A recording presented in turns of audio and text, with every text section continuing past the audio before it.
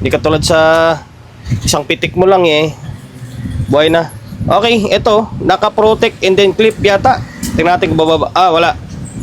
Yung channel 1, maaaring good, nag-normal yun. Yung channel 2, naka-protect and then naka-clip.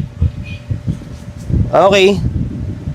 Kakatapos na natin gumawa ng Ace na 402N. Ayun, ito. Krill na CA8 Professional Power Amplifier. By the way, shoutout kay Bossing. And then, maraming salamat sa pagkakatiwala ng unit ulit dito sa akin.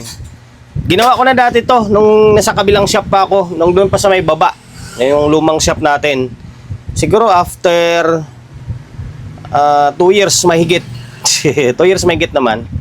Bago natin siya gawin ulit. Or bago binalik ulit dito sa atin. Kaya ako nasabing maraming salamat ulit dahil siyempre binalik dito sa atin. Kung walang tiwala yon or medyo nadismaya sa gawa natin, malamang si iba na niya pinagawa, di ba? Paano nasa amin kabilang shop pa ako? Okay, ngayon, ang issue nito ay ito, plug-in na lang natin. Okay, teka lang, plug-in natin. Ngayon, switch on. Ay, mag-on na. Ito nga hirap kasi sa tuck switch. Medyo minsan ang hirap niyang i-on. Hindi katulad sa isang pitik mo lang eh. Buhay na. Okay, ito, naka-protect and then clip yata. Tingnan natin kung bababa. Ah, wala. Yung channel 1, maaaring good, nag-normal yun. Yung channel 2, naka-protect and then naka-clip. Okay. Kapag ganyan, may bibigay ko sa inyo kagad na ideya. Kapag ganyan na naka-clip or protect, ang pinakasanhi niyan kadalasan ay bumigay yung fuse. Yan, bumigay yung fuse. Maring buo yung isa. Ito dalawa, yan, tsaka yan. Maring isa dyan na open, yung isa ay buo. Kaya naka-clip protect siya. Okay, maaari yan maaari. Ngayon, naging normal yung isang channel.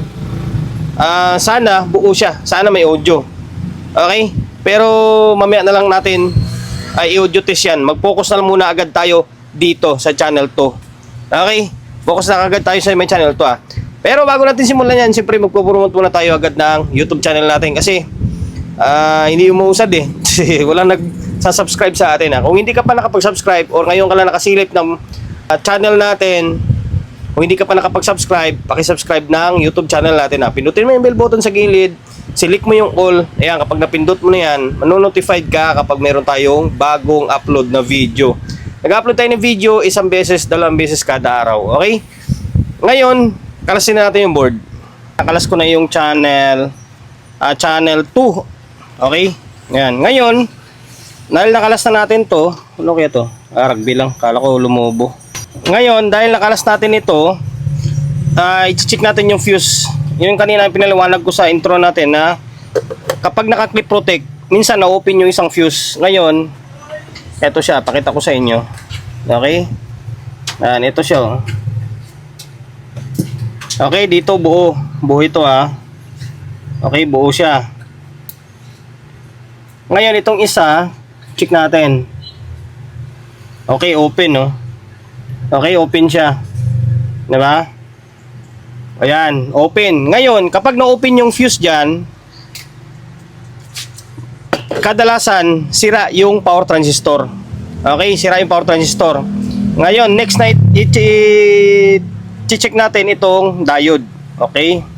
Itong diode, dito to. Fast recovery diode dito Check natin. Okay, shorted. Okay, may shorted siya Okay, may shorted siya. Ngayon, itong isa, ayan, may shorted din. Meaning, dalawang side ang may sira dito. Okay, may mga sira na power transistor dito. Dalawang side, pati dito.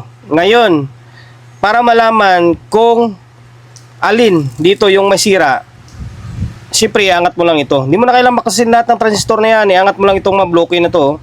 Yung emitter resistor, 0.25 or 0.33 yan. Iangat mo lang yan kasi naka-double sided naman ito. Ngayon, mag-check mo na yan kung ilang piraso or alin yung sira na output. Okay? Ganun lang. Ayun, iangat ko yung mga bloke Naangat ko na yung mga bloke.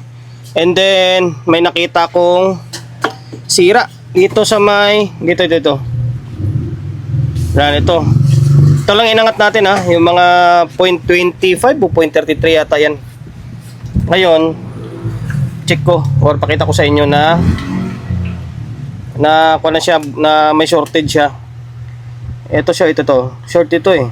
And to, shorted talaga siya oh. Okay, kahit baliktarin mo yan, short talaga siya. Ngayon, hanggat hindi mo tinatanggal yan, hindi mawawala yung shorted dito. Pansinin nyo. Oh. Kailangan tanggalin mo na yan. Ngayon, dito sa may kabilang side, tataka ko parang nawala yung shorted niya or baka leak siguro ito. Kailangan iangat ng todo kasi mayroon pang 470 na nakalagay sa may base nyo. Ay, hindi, sa emitter din papuntang puntang base. Okay, pero nawala na yung shorted dito. Wala na. Nung inangat ko yung mga bloke, baka may mga leak pa dito. Okay, kailangan ko i-check ito. May leak o nasa base banda yung sira niya. Okay, basta sa kabilang side, confirm na sira. Ngayon, double check ko to dito. Nakita ko na yung sira sa kabilang side. Na-open pala ito. Na-open yung sa may emitter niya. Yung base ang nag-short. Kaya sabi ko hindi ko makuha sa may sa may emitter Ito, pinutol ko na yung paa nyo.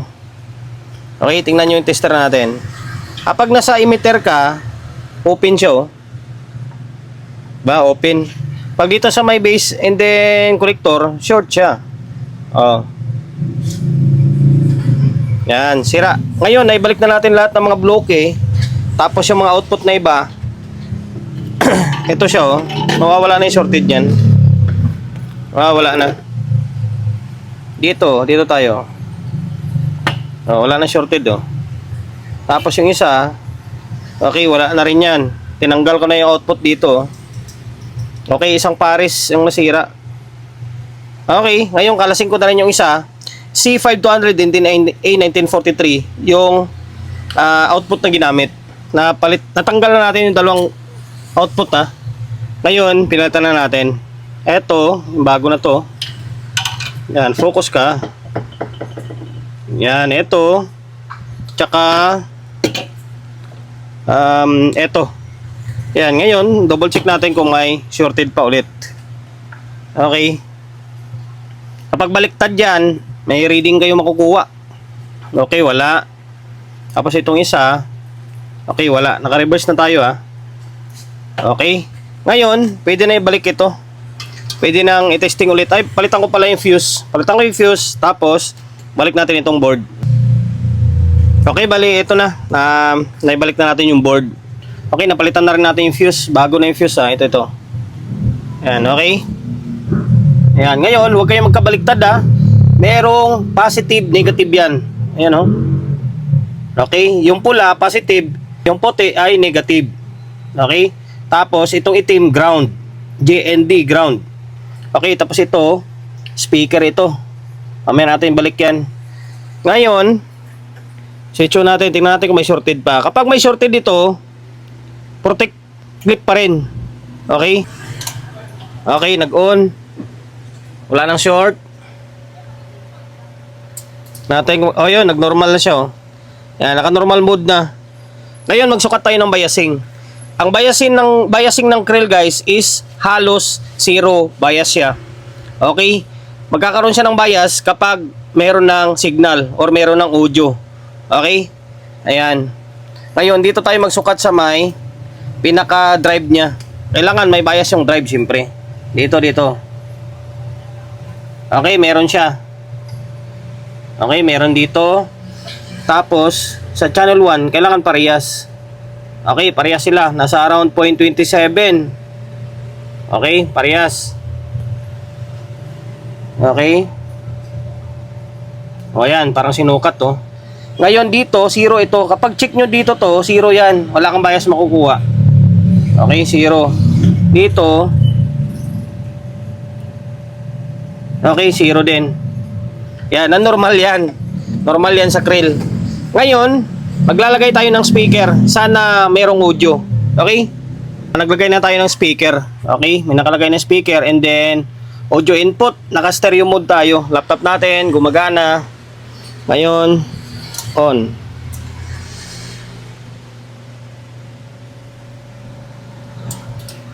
Okay? Ngayon, channel 1. Iyon, oh. Channel 2. Iyon, oh. Nakabuhay yung low pass and then high pass niya. Hindi ko na ginalaw yung setup kasi yun naman yung setup niya. Importante, ayun yung setup ni Bossing. Importante, napagana natin or nabuhay na natin siya. Okay? Yan, oh, pure sub yung lumalabas.